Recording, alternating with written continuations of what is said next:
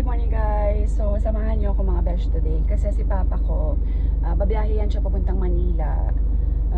Invited po kasi siya for speaker, mag-speaker siya doon sa anniversary yata ng church and sa Olongapo City. So punta sa Manila, from Manila magbabas sila papuntang Olongapo City.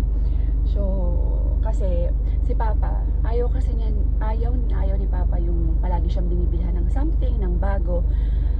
Kaya ayan, medyo alam niyo naman ng mga may edad, diba? Nakita ko kasi walang sapatos si papa. Nung pagbiyahe niya wala siyang sapatos guys, yung sapatos niya.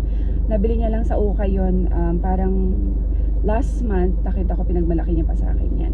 Nabili niya sa Ukay parang 50 pesos yata, na rubber shoes. Tapos sobrang luma na talaga, as in walang sintas, walang, anyway, to cut the story short, okay, bibilhan natin ng sapatos si papa para naman maging presentable naman yung itsura niya sa biyahe, di ba? Tsaka maging komportable siya kasi manipis na rin talaga yung sapatos niya na binili niya. So bibilihan natin siya ng maayos na rubber shoes or tennis shoes na magiging komportable siya, di ba? So ayan.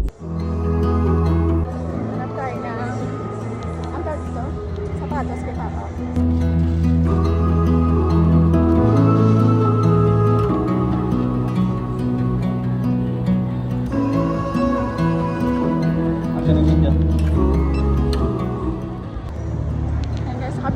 Sapatos. Madalian lang kasi it's 2:30 na.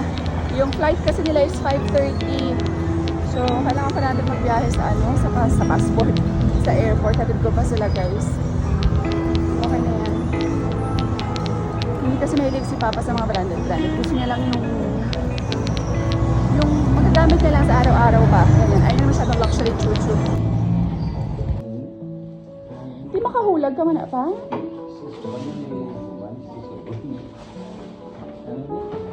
May medyas na yung dala. Ito kada medyas.